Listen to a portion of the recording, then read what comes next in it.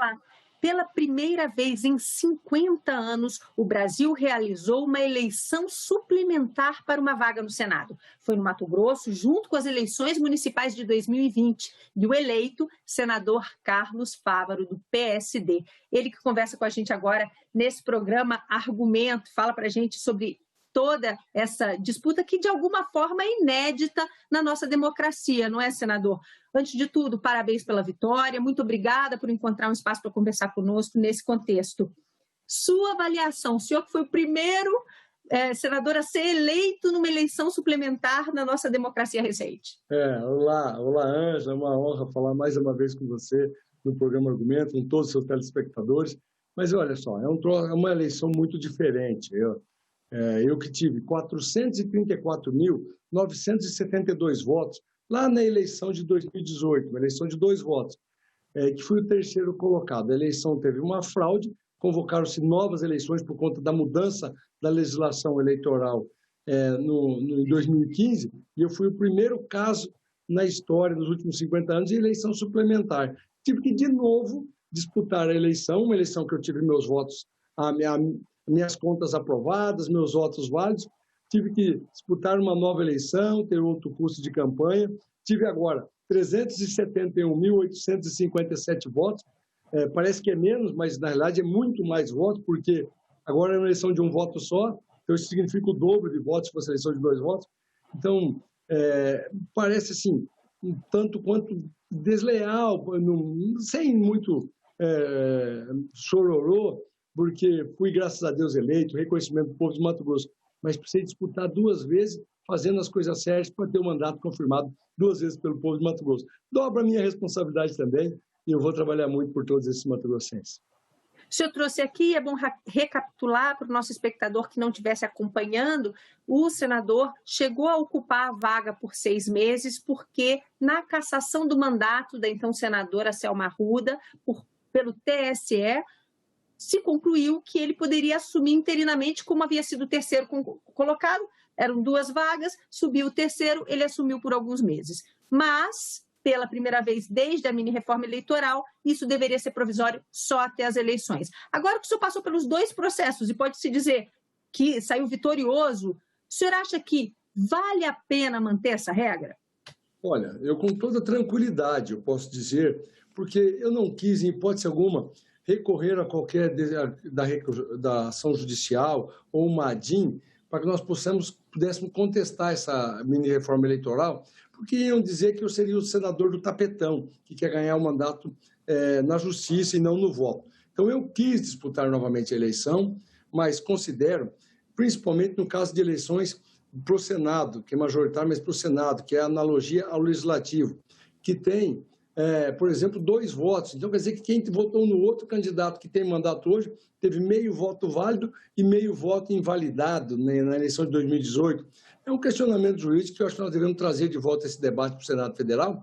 E agora eu com muita legitimidade, porque eu disputei a nova eleição, venci novamente e quero trazer aos meus pares na hora certa esse debate para que isso não ocorra se for considerado uma injustiça com os candidatos que chegarem no 2º ou 3º lugar. E o senhor chega para um mandato de 6 anos e não 8. Agora eu lhe pergunto, quais são as prioridades desse mandato agora? Olha, primeiro que eu tive uma experiência muito grata nesses pouco mais de 6 meses como senador, trabalhei muito pelo meu estado, consegui trazer muito recurso para cá, com algumas emendas, por exemplo, no projeto de lei de auxílio aos estados e municípios, eu apresentei uma emenda que modificava a fórmula de divisão dos recursos, onde o meu estado foi bem contemplado, trouxe recursos para os municípios, consegui apresentar alguns projetos de lei que trata da criação de 2 novas universidades federais autônomas no nosso estado de Mato Grosso, consegui aprovar um projeto de lei que autoriza os aviões agrícolas a combater incêndios florestais. Num ano como esse, que nós tivemos, por exemplo, o nosso Pantanal brasileiro queimado, devastado por incêndios, tem uma alternativa de fazer o combate dele com mais aeronaves, já que somos a 2ª maior frota de aviões agrícolas do mundo e não estava sendo utilizado de forma mais efetiva no combate a incêndio. Então, eu percebi a força do mandato do senador. Quero continuar trabalhando muito nesses próximos 6 anos. Reforma administrativa, reforma tributária, para o Brasil avançar, para que nós possamos dar as respostas que o povo brasileiro tanto necessita nesse momento de dificuldade. Senador, o presidente Jair Bolsonaro, do qual o senhor é aliado declaradamente, vem criticando, ou pelo menos, se não ele diretamente, aliados do presidente nas redes sociais essas últimas eleições, depois que houve uma tentativa de hackeamento do sistema do TSE, o presidente chegou a colocar, olha, passa a ser um cuidado que eu quero ter, a modificação do sistema eleitoral. O senhor está trazendo outra proposta de modificação do sistema eleitoral, que é acabar com essa necessidade de eleição suplementar. Há espaço e ambiente para, nos próximos 2 anos, se mudar a legislação no que diz respeito às eleições já de 2022? Olha, eu acho que o Brasil tem que estar sempre modernizando. Nós temos uma legislação eleitoral eficiente, moderna, um sistema eleitoral moderno. Veja quanto demora a apuração e como é o modelo eleitoral americano, né, norte-americano. O Brasil está na vanguarda, sim, mas cabe sempre a modernização, descobrirmos as falhas e buscarmos as soluções para que nós possamos fortalecer a nossa democracia.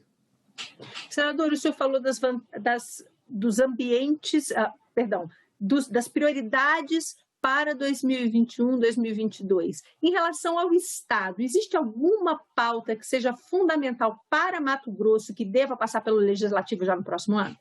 Por exemplo, eu pedi ao presidente Davi Alcolumbre urgência na votação do PLS 65, que dá autorização ao Ministério da Infraestrutura conceder e ampliar as malhas ferroviárias brasileiras. Isso é relevante para o estado de Mato Grosso.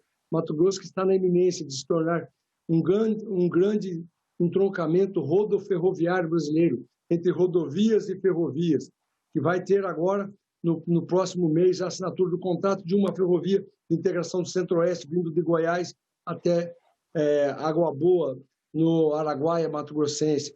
Tem a oportunidade, com essa expansão da Ferronorte, de Rondonópolis até Cuiabá e depois do Médio Norte, e a Ferrogrão, vindo de Miritituba, no Pará, até Sinop e Lucas do Rio Verde, se tornar esse entroncamento. Nós precisamos agilizar a legislação nesse sentido, para que não só o Mato Grosso, mas toda a malha ferroviária brasileira possa dar agilidade e autonomia ao Ministério da Infraestrutura para ampliar as concessões feitas sem que precise passar por licitação.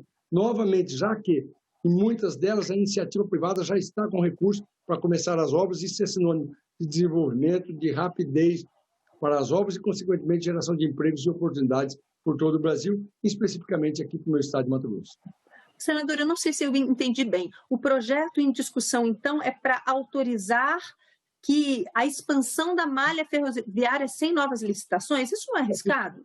É uma ferrovia que já tinha uma licitação, ela já era concedida até uma determinada região do estado. E a empresa concessionária abriu mão dessa ampliação, mas agora, com o projeto de lei, dá autonomia para o Ministério da Cultura. Se ela quiser retomar e fazer com recursos dela, ela possa fazer. Isso é o Brasil da oportunidade. Claro que a legislação vai prever um direito de passagem, vai dar a livre concorrência também nesse sentido. Mas é para ser mais rápido na efetivação de construções de ferrovias do estado de Mato Grosso, eu acho muito relevante. Num cenário que a gente viu, esse ano foi muito difícil economicamente, muito difícil por uma questão de saúde, uma pandemia mundial, e também muito difícil na área ambiental, especialmente para as regiões pantaneiras, que a gente viu o bioma pantanal seriamente atingido e devastado. Esse tema está na agenda do Senado agora e a partir de 2021? Sem sombra de dúvida, nós temos uma comissão externa do Senado tratando especificamente, também tem uma da Câmara, né, tratando especificamente do problema no Pantanal, do uso e ocupação do Pantanal. Os pilares da sustentabilidade têm que ser respeitados. Há 20 anos já tínhamos alertas nos senadores da época, meu amigo Antero Paes de Barros, senador Antero Paes de Barros, também saudoso senador Jonas Pinheiro, já diziam que a mudança da legislação ambiental, restringindo a ocupação do Pantanal, certamente seria uma formação de grandes maciços vegetais e um risco no momento de uma queimada incontrolável. Aconteceu. Sob o pretexto de desocupar para preservar o Pantanal, ele criou um ambiente muito favorável às devastações por queimadas em momentos de seca. Por isso eu defendo, primeiro, ouvir o homem pantaneiro. Segundo, investimento nesse homem pantaneiro, para que ele possa ter recursos do BNDES, do FCO, para melhorar a atividade agropecuária da sua propriedade.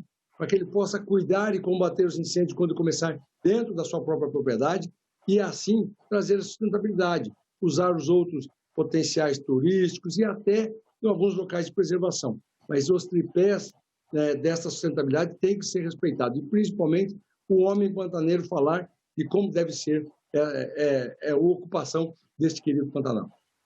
Senador, nosso programa chegando ao fim, vai ser minha última perguntinha. Eu queria do senhor uma análise sobre esse processo eleitoral. Nós falamos muito aqui sobre suas eleições suplementares, que aconteceram junto com as eleições municipais em todo o país, especificamente no seu caso no Mato Grosso. O senhor já tem uma leitura de que recado foi dado nas urnas em 2020 pelo eleitor?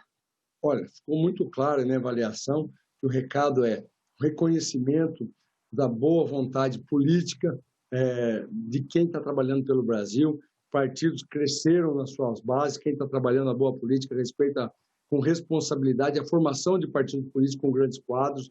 É um momento de mais candidaturas, mas também fortalecendo a democracia brasileira. Por exemplo, o meu partido, o PSD, cresceu muito, um partido que se mostra orgânico e preparado para crescer, deixando os radicalismos de lado. Então, acho que é uma nova tônica da política brasileira. Nós temos que respeitar cada vez mais a vontade da população para fortalecer a nossa democracia. Estou muito feliz em ter participado desse pleito pela segunda vez, pela mesma vaga, e agora com o compromisso dobrado de trabalhar os 6 anos que restam desse mandato pelos mato-grossenses e pelo meu estado de Mato Grosso. Senador, muito obrigada por essa conversa. Mais uma vez, parabéns pela vitória nas urnas. Nós conversamos neste programa Argumento com o senador Carlos Fávaro, que foi eleito, confirmado para a vaga no Senado do Mato Grosso, na primeira eleição suplementar realizada pelo Brasil nos últimos 50 anos. A você que nos acompanha, mais uma vez, muito obrigada por estar com a gente. Se cuida. Tchau, até a próxima.